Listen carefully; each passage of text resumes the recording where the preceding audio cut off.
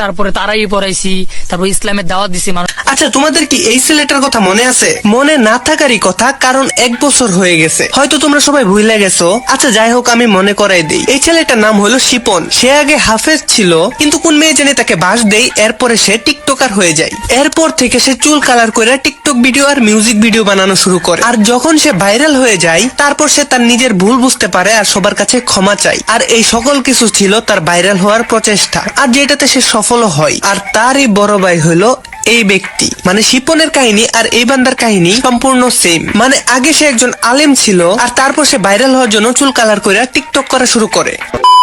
আসসালামু আলাইকুম সবাইকে, কেমন আছো সবাই? আশা করি সবাই ভালো আছো, আমিও ভালো আছি। তো আমি যেটা বলতেছিলাম, এই বান্দাই আলেম থেকে টিকটকার হয়ে যায়। তাও আবার জন্য এটার কারণ কি? শুধুমাত্র ভাইরাল হওয়ার জন্য। এখন কথা হচ্ছে ভাইরাল হবেন আর বাপ সহ হবেন। কথা হচ্ছে আপনি চুল কবে কালার করবেন এটা আগে ঠিক করেন। হ্যাঁ, আপনি আগে চুল খালি লাল করা লাগবে, পরেরটা পরে দেখা যাবে না, বুঝছেন নি?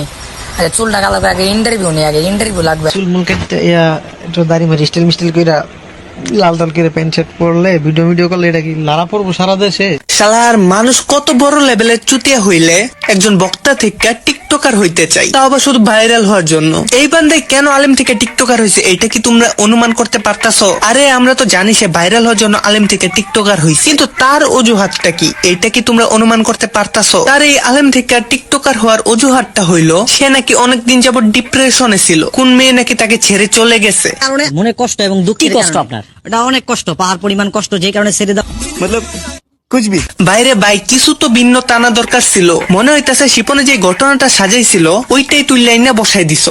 এতদিন সে ওয়াজ করতো, কিন্তু এখন তার সিনেমা করার ইচ্ছা হইছে। 8 বছর তো প্রায় ওয়াজ করেছি, এখন চিন্তা ভাবনা আছে যে সিনেমা অঙ্গনে অভিনয় করা। আমি শুধু এইটাই ভাবতাছি তারে শয়তানে কি পরিমাণ লারা দিছে যে তার ভাইরাল হওয়ার জন্য এই পথ বাইছা নিতে হইছে। আর ভাই তুমি টিকটকার হবা, চুল কালার করবা, সিনেমা করবা, অনেক ভালো কথা, কিন্তু আলেমদের নাম কেন খারাপ করতাছো? শুধুমাত্র ভাইরাল হওয়ার জন্য এতটা নিচে নামার কোনো প্রয়োজন আছে? আর প্রতিটা ইন্টারভিউর মধ্যেই সে বলতাছে সে আগে আলেম ছিল আর এখন টিকটকার হইছে, কারণ এটা বললে যাতে মানুষ তাকে নিয়ে সমালোচনা করে আর যাতে করে সে একটু ভাইরাল হইতে পারে। কিন্তু মানুষ কি তাকে এমনি এমনি ছেড়ে দিবে? এখন তার অবস্থাটা হইছে ঠিক এমন। সারা বিশ্ব থেকে ভাই চাপের ঠেলায় আমি আর টিকতে পারতাছি না ভাই। আমি কালকেই ভাই সবকিছু ছেড়ে দিন ভাই। এলাকার মানুষজন তাকে বাস দিতেছে, এলাকায় ঢুকতে পারে না, তাই বলে সে এভাবে মুখ দেখে দেখে হাত। এর পাশাপাশি যাদের কাছে ইন্টারভিউ দিতে চাইতেছিল তারাও হালকা কইরা বাস দিয়া দিতেছে। ভাইরাল হওয়ার ধান্দা, ভাইরালের ভাই ভিতরে কয়টা দিলে চটপটা ফাজিল। আমি ঠান্ডা মাথায় কথা আবার মানে ফাইজলামি কেন শুরু কর? আর এই কারণে সে কারোর সামনে মুখ দেখাইতে পারতাছে না, আর যার কারণে সে তার ভুল বুঝতে পারে আর সবার কাছে মাপ চাই। হয়তো মনে অনেকে বলতে পারেন যে অভিনয় করে, অভিনয় কিন্তু মানুষের কিন্তু ভাই এটাও তো শিপনের কাহিনীর সাথে মিলা যায়। আসলে এটাও তার একটা ভাইরাল হওয়ার রাস্তা। প্রথমে উল্টাপাল্টা কাজ করে ভাইরাল হবে, আর তারপর এমন ভাব নিবে সে সাধু বাবা হয়ে গেছে, মানে সে আবার আগের মতো ভালো হয়ে গেছে, যার কারণে তার যত হেটার্স ছিল তারা সবাই তাকে পছন্দ করা শুরু করবে। আর এটাই হলো তাদের মূল লক্ষ্য। তোমরা কি জানো তাদের এমন পরিবর্তনের পিছনে তাদের থেকে বেশি ভূমিকা পালন করে এইসব পাতি সাংবাদিকরা? মানে কোনো একটা কিছু হইলেই সাংবাদিক হাজির, যার কারণে পোলাপানরা উল্টাপাল্টা কাজ করতে আরো অনুপ্রাণিত হয়, কারণ তারা ভালো কইরাই জানে যে আমরা যত উল্টাপাল্টা কাজ করব সাংবাদিক তত তাড়াতাড়ি আসবে, আর যার কারণে আমরা ভাইরাল হইতে পারবো। আর এই আশায় উল্টাপাল্টা কাজ করে বেড়াই।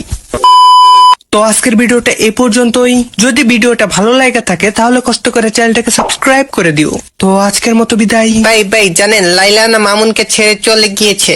ও এই কথা, এগুলা নাটক ভাইবে দেখতে থাক তুই।暗海、加点胸骨から待つ真珠。